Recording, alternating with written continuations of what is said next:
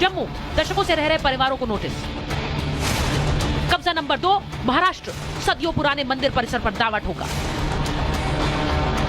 कब्जा नंबर 3, कर्नाटक, किसानों की 1200 एकड़ जमीन को अपना बता दिया। कब्जा नंबर 4, केरल, मछुआरों के पूरे गांव पर दावा ठोक दिया। कब्जा नंबर 5, लखनऊ, 250 साल पुराने शिव मंदिर पर दावेदारी। कब्जा नंबर 6, दिल्ली के 100 साल पुराने मंदिरों को अपना बताया। संसद भवन की जमीन पर भी दावा ठोका।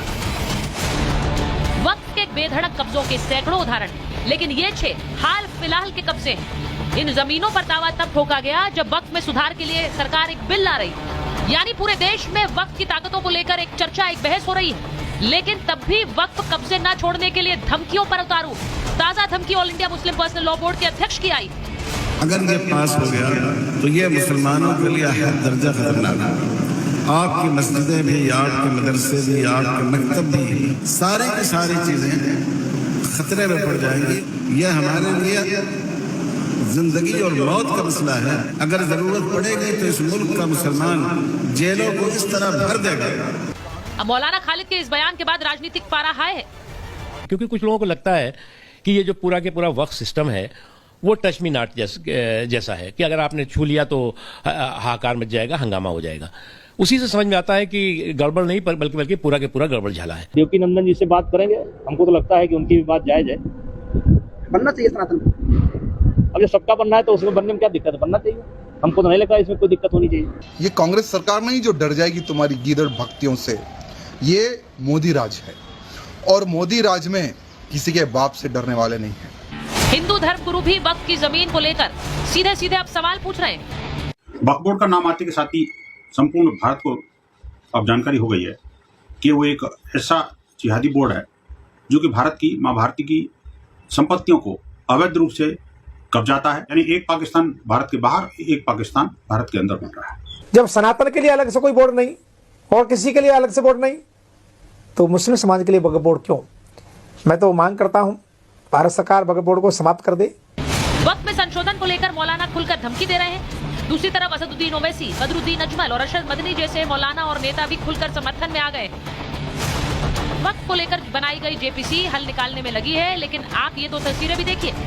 जेपीसी मीटिंग में एक तरफ हाथापाई हो जाती है तो दूसरी तरफ नेता वॉकआउट कर जाते हैं। इन सब के बीच कथावाचक देवकी नंदन ठाकुर का एक ऐसा बयान आया जिसने हड़कंप मचा दिया। वो कह रहे हैं वक्त की जितनी जमीन सनातन बोर्ड के पास भी होनी चाहिए। अगर वक्फ बोर्ड इस देश में रहेगा तो सनातन बोर्ड का निर्माण होगा।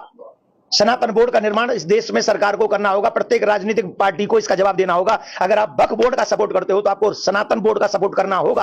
अब सवाल यह है कि क्या देवकी नंदन ठाकुर की मांग पर अमल हो सकता है?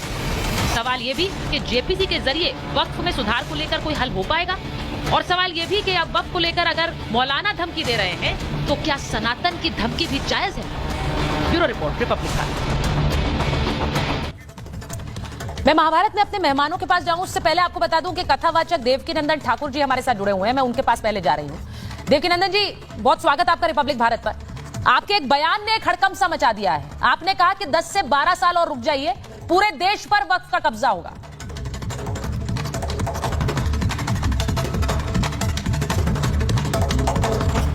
देवकी नंदन जी को मेरी आवाज मैंने गलत क्या कहा? मैंने क्या गलत कहा? आप देखिए, उन्हीं के लोग कह रहे हैं कि जो पार्लियामेंट बनी है वो वक्फ बोर्ड की जगह है। वो कह रहे हैं कि जो एयरपोर्ट बना हुआ है एयरपोर्ट वो भी पार्लियामेंट वो भी वक्फ बोर्ड की जगह है। वो कह रहे हैं दिल्ली में कितने ऐसे मंदिर हैं जो वक्फ बोर्ड की जगह पर बने हुए हैं। तो उन्होंने तो धीरे धीरे अपनी बात का कहना वो शायद समय से पहले शुरू कर दिया है। जो मैंने कहा है उसमें अगर आपको कहीं भी संदेह दिखता हो तो उन्हीं की बातों को सुन के तो मैंने कहा है। मैं कह वही रहा हूं जो वो कह रहे हैं, उनका सुन के मैंने बोला है कि एक दिन वही होगा कि वो कह देंगे पूरा भारत वक्फ बोर्ड का ही है, क्योंकि पूरे भारत में अकबर का और इन लोगों का, बेगम की, कोई किसी की पाल की, किसी का घोड़ा यहां होकर निकला है, तो पूरा भारत वक्फ बोर्ड का ही है। आप ये कह रहे हैं कि जितनी जमीन वक्फ के पास है उतनी ही जमीन एक सनातन बोर्ड के पास भी हो, एक ऐसा बोर्ड बने जिसके पास उतनी ही जमीन हो, तभी ये सही होगा। आपको लग रहा है ये संभव है? क्यों संभव नहीं? आप देखिए कितने मंदिर हमारे सरकारों के अंडर हैं और देखिए कितने साधु संत महात्मा, कितने हमारे ईश्वर के प्राकट्य इस धरती पर हुए हैं। अगर उन्हीं स्थानों को आप हमें दे देंगे उससे ज्यादा जगह होगी। इवन हमारे तो ईश्वर कई लीलाएं तो ऐसी हैं जो पाकिस्तान में की हैं भगवान ने, अफगानिस्तान तक चले जाएंगे हमारी लीलाओं को देखे तो हमारे पास तो पूरा भारत में ऐसी कितनी जगह हैं जहां संत महात्मा और हमारे भगवान की लीला हुई है और अवतार हुआ है। और अभी भी जितने मंदिर सरकार ने अपने कंट्रोल में ले रखे हैं उनसे कितनी जमीन लगी हुई है। तो सनातन बोर्ड जब बनेगा और वो मंदिर, वो सारे देवालय जब वो हमारे सनातन बोर्ड के अंडर आएंगे तो आप देखेंगे कि लगभग उनके 50% तो हम वैसे पहुंच जाएंगे। मैं ये कह रही हूं कि आपने वक्फ की जो जमीन है उसके लिए वो वक्फ बोर्ड कहता है कि तो हमारे लिए दान की गई जमीन है, जिन लोगों ने दान कर दी वो वक्फ की जमीन हो गई, तो आप लोग क्यों उस पर नजरें बनाए हुए हैं? सुचिता, मैं आपसे एक बात पूछना चाहता हूं। आप हमको एक बात बताइए कि ये भारत का इतिहास कितने साल पुराना है? 400 साल पुराना, 800 साल पुराना कि लाखों वर्ष पुराना? बिल्कुल प्राचीन है, प्राचीन इतिहास, प्राचीन है ना। तो प्राचीन है तो इस देश में मुगल तो नहीं आए थे 600 700 800 साल पहले? उससे पहले तो ये भारत राम का था ना, उससे पहले तो ये भारत कृष्ण का था ना, उससे पहले तो ये हमारा देश साधु संत महात्माओं का ही था ना। तो ये पूरी जमीन जब हमारी थी तो दान करने वाले कौन थे? कौन कर गए वक्फ बोर्ड को दान? अरे दान तो हमने किया है पाकिस्तान बनवा के। आप जो पाकिस्तान में रह रहे हैं वो भारत की दी हुई जमीन है, दान की हुई जमीन है जिसपे आप लोग रह रहे हैं। बांग्लादेश हमने दान किया है जिसपे आप बांग्लादेशी रह रहे हैं। तो इनको कौन दान कर गया? अरे वाह, तुम तो पाकिस्तान भी दान में ले लोगे, बांग्लादेश भी दान में ले लोगे, अफगानिस्तान भी दान में ले लोगे और भारत में भी दान ले लोगे। और हमारे जो दान दिए मंदिर थे वो सरकार ने अपने कब्जे में ले लिए। आज वहां सरकारों का वहां करोड़ों रुपए, अरबों खरबे रुपए जो आते हैं उनका पता ही नहीं है कितने लोगों को उस रुपए से क्या क्या हो रहा। उल्टा हमारे ऊपर तो प्रसाद में भी उल्टी सीधी चीजें खिलाई जा रही है, गाय का गौमांस खिलाया जा रहा है हमको। एक सनातन बोर्ड होगा तो कम से कम इस अधर्म से तो बच जाएंगे हम लोग। एक जेपीसी बनाई गई है और सबसे बात करके उस ज्वाइंट पार्लियामेंट्री कमेटी के जरिए कि एक समाधान निकले, लेकिन आज भी वहां पर वॉकआउट हुआ है, पहले हाथापाई हो चुकी है। आपको लग रहा है इसके जरिए कोई समाधान निकलेगा देवकीनंदन जी? क्योंकि ज्वाइंट पार्लियामेंट्री कमेटी है। वो कौन लोग हैं? क्या वो ये चाहते हैं कि जो खुली आजादी वक्फ बोर्ड को मिली हुई है वो और मिले?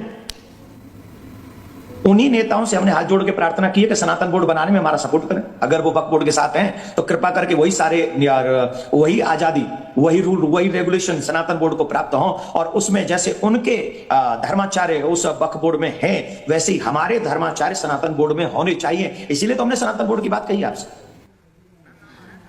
आपको लग रहा है सनातन बोर्ड का जो एक प्रारूप होगा वो कैसा होगा? क्योंकि आप कह रहे हैं कि सारे मंदिर एक साथ आ जाएं और फिर सनातन बोर्ड में आ जाएं, यानी सारी जो मंदिर हैं उनकी सबकी जितने मंदिर सरकार के अंडर हैं और जो पुरातन मंदिर हैं वो सब सनातन बोर्ड के अंडर आएंगे। और जो कई पर्सनल संस्थाएं हैं और पर्सनल संस्थाएं जो अपने बिहाफ पे उस मंदिर को बनाती हैं और चलाती हैं और रख रखाव करने में उन्हें असुविधा होती है, उसका भी देख रेख हमारा सनातन बोर्ड करेगा। और उन्हीं मंदिरों के माध्यम से हाई फाई जो गुरुकुलम की परंपराएं वो चलाएंगे, अपना ज्ञान अपने बच्चों तक पहुंचाएंगे। उन्हीं मंदिरों से हम लोग व्यवस्था करेंगे कि वहां हॉस्पिटल की ऐसी व्यवस्था हो जो बेचारे अपना इलाज भी ढंग से नहीं करा सकते, उनका इलाज भी हो। और जो जरूरतमंद लोग हैं, कई ऐसे लोग हैं जो धन के अभाव में धर्म परिवर्तन कर लेते हैं, तो उनकी सेवा हम लोग उनके पास में जाएं, सनातन बोर्ड के माध्यम से जाएं, जिससे उन्हें बेबस होकर धर्म परिवर्तन न करना पड़े। बहुत सारी प्लानिंग हमारे दिमाग में है। सनातन बोर्ड बनेगा तो सनातन बोर्ड बनेगा तो सनातनी सुरक्षित होंगे, इसमें कोई संशय नहीं।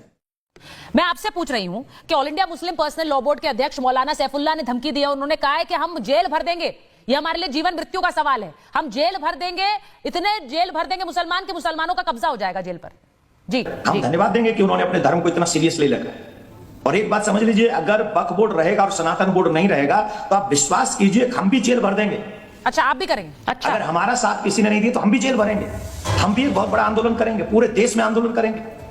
हमारी इच्छा यह है कि अगर वक्फ बोर्ड इस धरती पे भारत में है तो भारत में सनातन बोर्ड भी होना चाहिए। और जो पार्टियां हमारा समर्थन नहीं करेंगी उन पार्टियों को फिर सोचना चाहिए कि हम सनातनी धर्माचार्यों के साथ उनका कैसा व्यवहार है।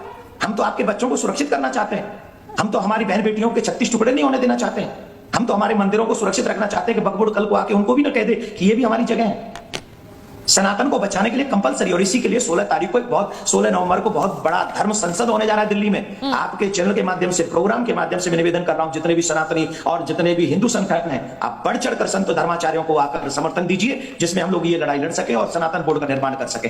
वक्फ बोर्ड रहे हमें कोई फर्क नहीं पड़ता, हमें सनातन बोर्ड चाहिए एनी हाउ। मैं देवकीनंदन जी आपसे, आप जो बोल रहे हैं, मैं एक और आखिरी सवाल आपसे कर लेती हूं। आप जेल भरेंगे, वो भी जेल भरेंगे, तो फिर क्या परिस्थिति हो जाएगी इस देश में? जरा इसके बारे में सोचिए ना। वहां तो से आप एक बात बताइए, हमारे धर्म की रक्षा करने की जिम्मेदारी हमारी नहीं है, पार्टियों की नहीं है, नेताओं की नहीं है? हमारे साथ कोई खड़ा नहीं होगा क्या? इस देश में हमें वोटिंग का राइट नहीं है? हम लोग वोट नहीं करते, हम इस देश में टैक्स नहीं भरते, हम इस देश के नागरिक नहीं है। अगर हम इस देश के नागरिक हैं तो इस देश के लोगों के नेता जो हैं उनका ये अधिकार है कि हम लोगों की सुरक्षा करें और हमारे धर्म की सुरक्षा करें, हमारी बहन बेटियों की सुरक्षा करें।